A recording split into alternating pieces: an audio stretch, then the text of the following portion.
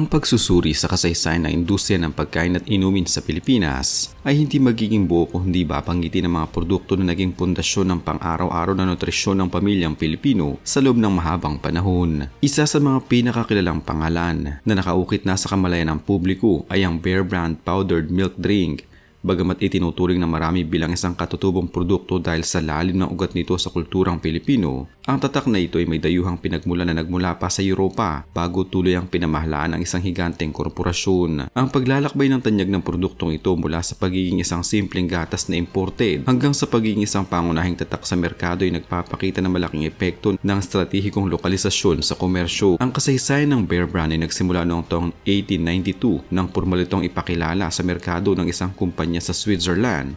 na tinatawag na Bernese Alps Milk Company. Ang orihinal na pabrika at pinagkunan ng supply ng gatas ay matatagpuan sa rehiyon ng Emmental sa Switzerland, isang lugar na kilala sa mataas na kalidad ng mga produktong pang-araw-araw. Sa mga unang taon ng pagpapakalaganap nito sa pandaigdigang merkado, ang produkto ay kilala sa pangalang Marka Oso na nangangahulugang tatak oso sa wikang Espanyol. Dahil na rin sa logo nito na nagpapakita ng isang inang oso na nagpapasuso sa kanyang maliit na anak. Ang tatak na ito ay hindi isang orihinal na imbensyong Pilipino kundi isang imported na produkto na dinala sa Pilipinas noong panahon ng pananakop ng mga dayuhan. Noong taong 1947, ang Bernese Alps Milk Company ay opisyal na sinakop at binili ng kumpanyang Nestle na siyang nagmamay-ari at nagpapatakbo sa tatak na ito hanggang sa kasalukuyan. Mula nang hawakan ng Nestle ang pamamahala, ang Bear Brand ay sumailalim sa malawakang transformasyon mula sa pagiging dilatang gatas na esterilisado patungo sa pagiging tanyag na powdered milk drink na kilala ngayon ng milyong-milyong mamamayan. Ang pagpasok at pagpatok ng Bear Brand sa merkado ng Pilipinas ay hindi naganap sa loob lamang ng isang gabi, kundi bunga ng matalinong pag-unawa sa kalagayang pang-ekonomiya at kultural ng mga mamamayang Pilipino. Ang pangunahing dahilan kung bakit naging malapit ang produkto sa masa ay ang abot kayang presyo nito kumpara sa mga purong gatas na likido na madalas ay mas mahal at mahirap imbakin sa isang bansang tropikal. Dahil sa kawalan ng sapat na supply ng kuryente at refrigeration sa maraming lalawigan, noong kalagitnaan ng ika-20 siglo, ang powdered milk ang naging pinaka-praktikal na solusyon upang makainom ng gatas sa mga bata nang hindi nag-aalala sa mabilis na pagkasira ng produkto. Bukod dito, naging matagumpay ang Nestle sa pagbuo ng mga kampanya sa telebisyon at radyo na tumugon sa pangarap ng mga magulang na maging malakas at matalino ang kanilang mga anak, kung saan ang mga katagang tulad ng tibay at laki sa gatas ay naging bahagi na ng pang-araw-araw na bokabularyo ng mga tao. Ang kakayahan ng produkto na magsilbing abot kayang pinagkukulan ng bitamina at mineral ang nagpanatili sa katanyagan nito sa mga nagdaang henerasyon. Sa kabila ng malaking tagumpay na tinatamasa ng tatak sa loob ng mahabang panahon, hindi ito nakaligtas sa mga seryosong kontrobersiya at isyong pangkalusugan na sumubok sa integridad ng kumpanya. Isa sa mga pinakamalaking issues na kinasangkutan ng tatak, partikular na sa rehiyon ng Timog Silaang Asya kabilang ang mga karatig bansang tulad ng Laos, ay ang maling paggamit ng mga mamimili sa produkto bilang pamalit sa gatas ng ina para sa mga sanggol. Noong taong 2008, isang pag-aaral na inilathala sa British Medical Journal ang naghayag na maraming mahihirap na pamilya ang nagpapakain ng Bear Brand powdered milk sa kanilang mga bagong silang na sanggol dahil sa kawalan ng kaalaman at dahil na rin sa logo ng oso na nagpapasuso na nagbigay ng maling impresyon na ito ay angkop para sa mga sanggol. Ang insidenteng ito ay nagdulot ng malalang kaso ng malnutrisyon sa ilang sanggol na nagbunsod sa mga otoridad at sa kumpanyang Nestle na maglagay ng mas malilinaw na babala sa mga pakete na nagsasaad na ang produkto ay hindi angkop na pamalit sa gatas ng ina para sa mga batang mababa sa 3 gulang. Ang isa pang kontrobersyal na usapin na hinarap ng industriya ng gatas sa Pilipinas, kung saan nadamay ang pangalan ng maraming malalaking tatak, ay ang pandaigdigang takot sa kontaminasyon ng melamine noong taong 2008 na nagmula sa mga paggawaan ng gatas sa China.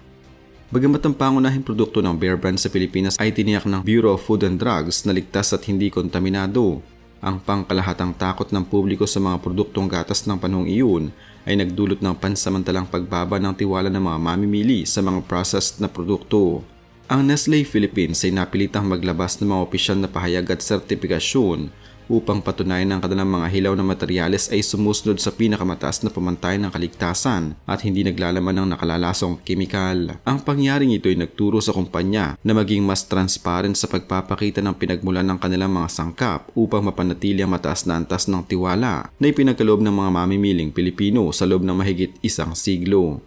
Bukod sa mga isyong pangkalakalan at pangkalusugan, Ang Bear Brand ay naging sentro rin ng isang tanyag na kwentong bayan o urban legend na yumanig sa telebisyong Pilipino noong huling bahagi ng dekada 80. Ang kwentong ito ay umiikot sa isang patalastas na pinamagatang Generations, commercial na ipinalabas noong taong 1988 na nagtatampok sa isang lolo na ipinapakita ang kanyang lumang larawan noong bata pa siya sa kanyang apo upang patunayan ang kanyang pagkakakilanlan gamit ang isang nunal sa mukha. Sa background ng nasabing patalastas, may isang batang babae na may malaking laso sa buhok na nakatayo malapit sa mga pangunahing tauhan. Ngunit sa kabuuan ng eksena ay misteryosong nakatalikod o hindi makita ang mukha. Mabilis na kumalat ang alingaw-ngaw sa buong bansa na ang batang ito ay isang tunay na multo na nagpakita sa set o kaya naman ay isang batang artista na pumanaw sa isang aksidente habang ginagawa ang komersyal. Kaya napilitan ng mga editor na gamitin ang mga natirang kuha kahit hindi maayos ang pagkaka-edit. Ang katotohanan sa likod ng misteryosong batang ito sa patalastas ay walang kinalaman sa anumang paranormal na pangyayari, kundi isang malinaw na halimbawa ng production at continuity error na karaniwang nagaganap sa paggawa ng pelikula noong panahon na wala pang digital na teknolohiya. Ang batang babae ay isang lehitimong talento na kinuha para sa komersyal. Ngunit dahil sa magkahiwalay na araw at magkaibang anggulo ng pagkuha ng mga eksena, nagkaroon ng pagkakamali ang mga editor sa pag-aayos ng pagkakasunod-sunod ng mga frame. Sa huling bahagi ng patalastas kung saan nagkaroon ng malawak na anggulo o wide shot, ang batang babae biglang nawala sa tabi ng lolo dahil ang partikular na kuhang iyon ay ginawa sa oras na tapos na ang kontrata ng bata sa set o kaya naman ay nagkaroon na ng pagbabago sa direksyon ng eksena. Ang kakulangan sa advanced na video editing software noong dekada 80 ang dahilan kung bakit hindi naging perpekto ang transisyon ng mga tao sa screen. Nakalaunan ni binigyan ng maling interpretasyon ng publiko na naging sanhi ng takot at matinding usap-usapan.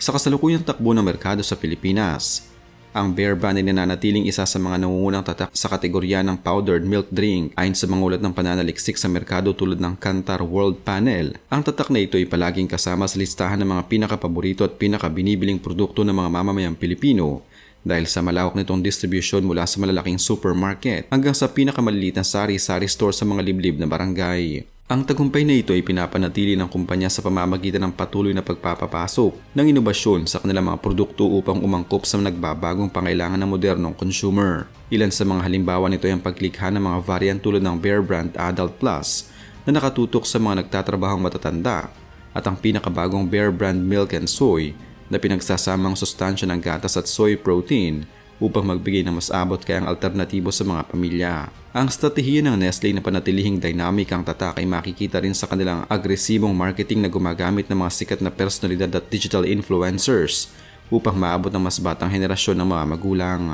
Sa gitna ng tumataas na inflasyon at pagtaas ng presyo ng mga bilihin sa bansa, ang kumpanya ay nagpapakilala ng mga mas maliliit na pakete o sachet na nagkakahalaga lamang ng barya, na nagbibigay daan sa mga mahirap na pamilya na makabili pa rin ng nutrisyon para sa kanilang mga anak sa araw-araw na huling bahagi ng budget. Ang ganitong uri ng pag-angkop sa kakayahang pampinansyal ng masa ang pangunahing dahilan kung bakit hindi mabitawan ng merkado ang produkto sa kabila ng pagpapasok ng mga maraming dayuhan at lokal na kakumpetensya sa industriya ng mga inuming pangkalusugan. Gayunpaman, ang kasalukuyang merkado ay nagpapakita rin ng mga bagong hamon para sa tatak, partikular na ang tumataas na kamalayan ng mga tao pagdating sa asukal at mga processed na sangkap sa mga pagkain ng bata. Maraming mga eksperto sa kalusugan ang patuloy na nagpapaalala sa publiko na mga powdered milk drink ay madalas na naglalaman ng mga idinagdag na pampatamis o asukal upang maging kakit-akit ang lasa nito sa mga bata na maaring magdulot ng labis na katabaan o diabetes kung hindi babantayan ang pagkonsumo. Dahil dito, ang kumpanya ay napipilitang magbago ang kanilang mga formulasyon upang bawasan ang kabuang tamis at dagdagan ang mga mahalagang sustansyang tulad ng iron, zinc at vitamin C upang mapanatili ang kanilang posisyon bilang isang fortified na inumin na nakakatulong sa resistensya ng katawan. Bagamat nakaranas ng mga seryosong kontrobersiya at naging paksa ng mga nakatutuwang urban legend ang Bear Brand sa telebisyon, ang tatak ay nananatiling matatag sa tulong ng tiwala ng mga mamimili na ipinamana mula sa mga naunang magulang patungo sa bagong henerasyon. Ang patuloy na pangingibabaw nito sa modernong kalakalan ay nagpapatunay na ang pag-unawa sa psikolohiya at kakayahan ng mamimili ang pinakamahalagang susi upang isang pangalan ay manatiling buhay at makabuluhan sa nagbabagong panahon.